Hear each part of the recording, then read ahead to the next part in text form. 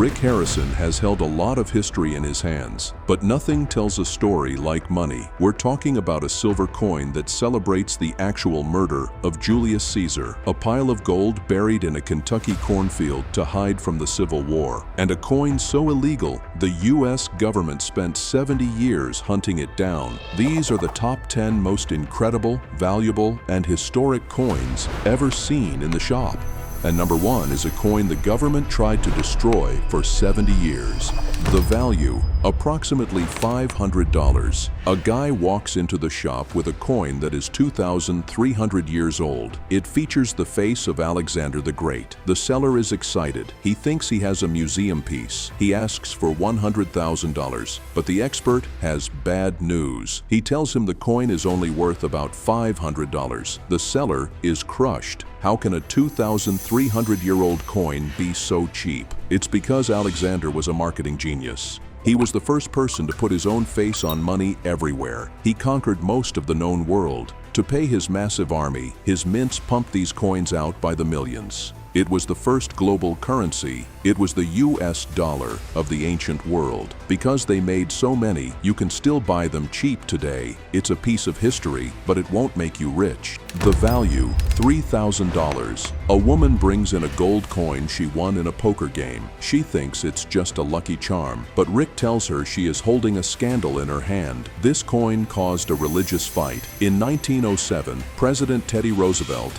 designed a new gold coin, but he removed the phrase, "In God we trust." He didn't hate religion. Actually, he was very religious. He thought putting God's name on money was disrespectful. He knew coins were used in bars, casinos, and brothels. He didn't want God's name mixed up with sin, but the public was furious. They called it the Godless coin. Congress forced him to put the motto back a year later. This coin is a relic from that short fight. The poker player walked out $3,000 richer. The value, $7,400. This isn't just one coin. It's a story of buried treasure. A man brings in a pristine gold coin from the Civil War era. It looks brand new. Rick explains that this came from the famous Kentucky Hoard. During the Civil War, Kentucky was a dangerous place. It was a border state. It was caught between the North and the South. People were terrified. They didn't know which government would survive. Paper money was risky. If your side lost, your cash became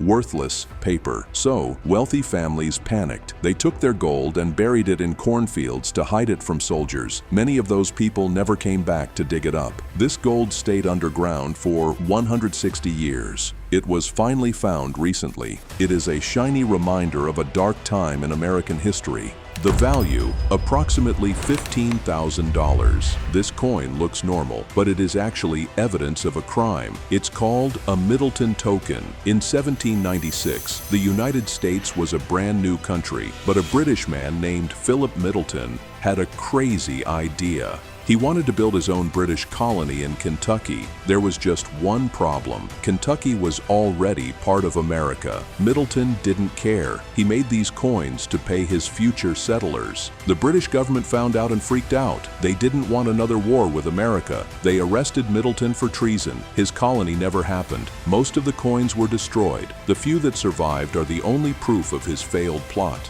It's a coin for a country that never existed.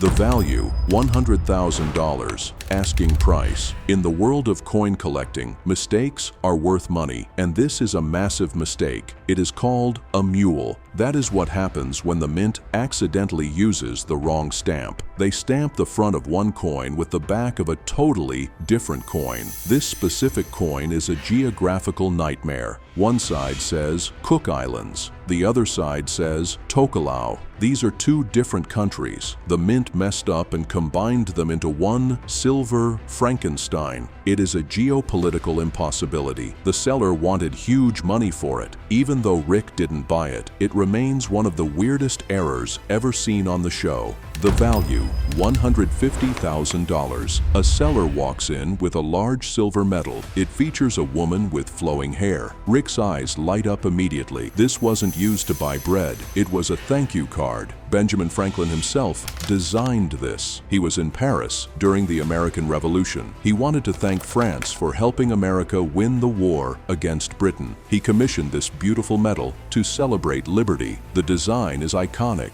The lady on the front, Lady Liberty, with her wild, flowing hair, became the model for the very first U.S. coins. It is a piece of art that shaped American money forever. Rick bought it for big money, knowing he held a piece of Benjamin Franklin's vision. The value, approximately $150,000. This is arguably the most famous coin in ancient history. It is small, it is silver, and it is terrifying. This is the only coin in history that celebrates a murder. It was made by Brutus. Brutus is the man who stabbed Julius Caesar in the back. After the assassination, Brutus had to pay his army, so he minted this coin. On the front, he put his own face. On the back, he put 2 daggers and the words Ides Mar. That stands for the Ides of March, the date he killed Caesar. It was propaganda. It was a way to brag about killing the dictator. Brutus lost the war and died shortly after, but his coin survived as a reminder of the most famous betrayal in history. The value, $185,000. Rick Harrison loves this coin, but not because it's pretty. He loves it because it was hated. It's a $50 from 1797. On the back, there is a bird. It is supposed to be a bald eagle, but if you look closely, it looks terrible. The U.S. Mint was founded in 1792, but they were still refining their designs a few years later. This specific design is officially called the Small Eagle, but the public had a meaner nickname for it, the Turkey Eagle.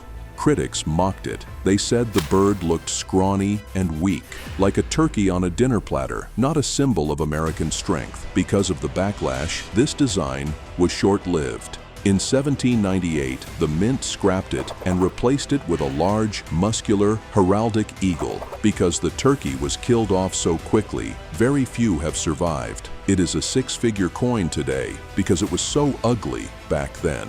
The value, $500,000 plus a seller, brings in a tiny, worn-out piece of silver. It looks like junk. It's barely the size of a dime, but this is the holy grail of American beginnings. It is a 1792 half-dime, pronounced Disme. This is arguably the first coin of the United States. Before 1792, Americans used foreign money. George Washington wanted to prove that America was a real country, and real countries make their own money. The legend says the mint didn't have any silver yet, so George Washington took his wife Martha's silver tea set. He melted the tea set down to create these first coins. Thomas Jefferson handed them out as pocket change to VIPs. He wanted to show off that America had arrived. Holding this coin is like holding a piece of George Washington's dinner table. The value, $25 million plus. This is it, the most dangerous coin in the world. It appeared on a special episode where Rick traveled to see it. It is the 1933 Double Eagle. This coin was never supposed to leave the factory. In 1933, the Great Depression was destroying the economy. President FDR did something drastic. He made it illegal for citizens to own gold. He ordered the mint to melt down every single gold coin they had just made. Millions of beautiful gold eagles were thrown into the furnace, but a few escaped. A mint employee stole a handful of them. The Secret Service spent decades hunting them down. One of them was sold to the King of Egypt. For 70 years, the U.S. government hunted this specific coin across the globe. Finally, after a long legal battle, this one coin was made legal to own. It sold at auction for over $18 million. It is the one survivor of the government's war on gold. These coins are more than just money. They are tiny metal witnesses to history. They tell stories of murder, treason, war, and revolution. So next time you get some change at the grocery store, take a second look. You probably won't find a 1933 Double Eagle, but you might just find a piece of history hiding in your pocket.